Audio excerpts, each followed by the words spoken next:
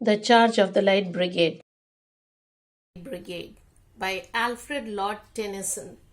Good morning, students. Welcome to Literature Learning. Today we begin the line by line explanation of the poem The Charge of the Light Brigade, written by Sir Alfred Lord Tennyson.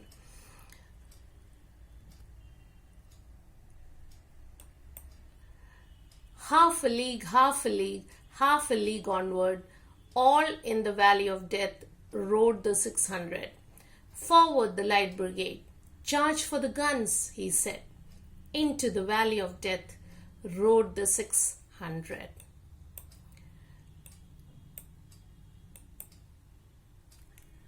Half a league, half a league. Now the poem begins with the phrase half a league, which is repeated 3 times. The repetition is important to note. Why does the poet use repetition in the poem? The rhythm of the repeated lines create a relentless beat. The beat is continued throughout the poem, reflecting the riding of the Light Brigade. It feels like the clip-clop of galloping horses being ridden into battle. Repetition adds to the idea that they are constantly moving forward. It adds space, creates an ambience or feel of the cavalry on the move.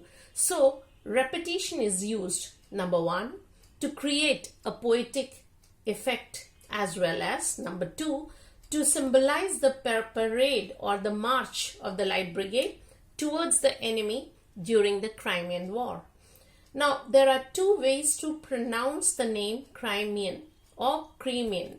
Crimean, a place in Ukraine.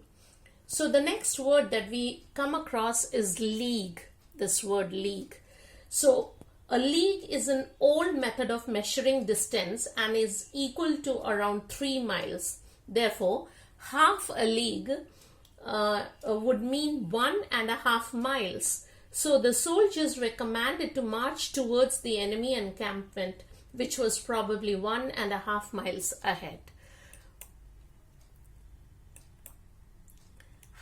Then we move on to the next. All in the valley of death rode the 600. Now they were 600 in number, and according to the poet, they were marching into the valley of death. So the poet uses the phrase the valley of death to show that the British brigade, were soon going to be killed. The valley of death is a metaphor that has a biblical reference. As the cavalry ride half a league, they thus ride towards their death. The speaker hints at this by alluding to a passage from the Bible, the Psalms, particularly Psalms 23, line 4, that says, "Though I walk through the valley of the shadow of death, I will fear no evil." The valley of death that the speaker mentions in line 3 of the poem, and which becomes one of the poem's refrain, is there a place of fear and temptations? In the Psalms, the speaker's faith in God protects him from the terrors of the valley of the shadow of death.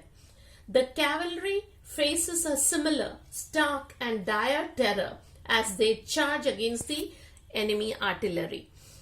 And they withstand this terror, and the speaker will eventually argue they withstand it through their unusual bravery. So we move on to the next page. Forward the Light Brigade, charge for the guns, he said. Now the commander, who is referred to as he, commands the soldiers to move towards the enemies and charge, that is to attack the enemies, to take their guns or probably destroy those holding guns. Tennyson uses in these lines direct speech. You can see forward the Light Brigade. So it's a direct speech when he says forward the Light Brigade, charge for the guns, reporting the fatal order to charge. The he here remains anonymous. So he said, he is anonymous. And therefore, the focus is on the 600 and not those who gave the orders. So we move on to the next again. into the valley of death rode the 600. Again, we have the repetition as a refrain. So this has become a refrain at the end of the stanza that helps in emphasizing the low chances of survival. I hope you have clearly understood the first stanza, and we move on to the second stanza once again. So, forward the light brigade. Was there a man dismayed? Not though the soldier knew. Someone had blundered. There's not to make reply. There's not to reason why. There's but to do and die. Into the valley of death rode the 600. So we move on to the next. Forward the light brigade. Was there a man dismayed? The second stanza begins with the command of their leader. A direct order is given, which they have to follow. Forward the light brigade. Then the next line is a rhetorical question, another literary device. The poet wonders whether any of the soldiers of the brigade were discouraged or afraid because of the fatal danger ahead, and answers himself that they did not know fear. So we move on to the next. Someone had blundered, not though the soldier knew. So did they know that it was a mistake? Not though the soldier knew. The cavalry were unaware of the mistake. But although the idea of marching towards the enemy was a blunder committed by someone had blundered. So we move on to the next line. There's not to make reply, there's not to reason why, there's but to do and die. Into the valley of death rode the 600. They knew that someone had blundered, but the soldiers were loyal and brave enough to neither request the leader to return back or question his command. They had discipline and followed their commander's order. They obeyed the order of their commanding officers. They had nothing else in mind but to fight and die for their country, and hence they marched into the valley of death. They were trained to obey orders without questioning. So not one of them questioned the order to launch an attack against far superior forces. Now here the repetition of the line emphasizes that the men do not question their orders, but mistakes in battles get people killed. And even though they all knew the charge was a mistake, it wasn't up to them to dispute their orders or to ask why they were given the orders to attack. But their job was simply to act and to die. So the 600 men of the cavalry charged into the valley of death. So, and of course, in the introductory part of the earlier videos, I have explained what had really happened. So, we move on to the next stanza. Someone had blundered, not though the soldiers knew. We just went back a little and we move again. So, cannon to the right, cannon to the left. And cannon in front of them volleyed and thundered, stormed at with shot and shell. Boldly they rode and well, into the jaws of death, into the mouth of hell, rode the 600. Now in this stanza, once again, we see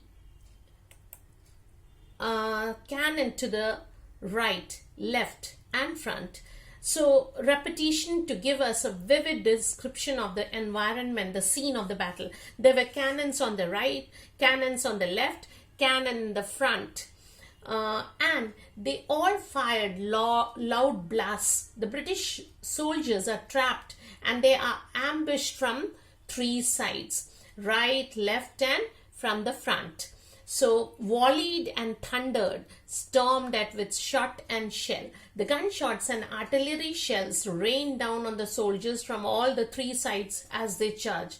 The soldiers were showered with gunshots and artillery shells. The smoke of the guns and the smell, the thunder of the cannons all give us a vivid sense of the battlefield. So boldly they rode and well, into the jaws of death, into the mouth of hell rode the 600. So yet they rode courageously towards their doom. They were not dismayed or disheartened or intimidated by the awesome odds against them and the risk they were taking by riding recklessly into the barrage of cannon fire. So into the jaws of death, into the mouth of hell, they rode the 600. The cavalry faces a stark and dire terror as they charge against the heavily armored enemy soldiers, the Cossacks and the Russians. The British soldiers, with only swords and lances against the Russians, surround armored troops with cannons, artillery, and gunfire. Death was inevitable. So the poet says they rode into the jaws of death. There were no chances of survival. Into the mouth of hell rode the 600. So entering the valley means facing attack, firing and shelling by Russian soldiers, heavily armored with guns, cannons and ammunitions. Painful death or mutilation was certain inside the valley. So it is compared to entering hell, but still they rode on. Here we end today's lesson, and we would continue in the second part of the the video. Thank you.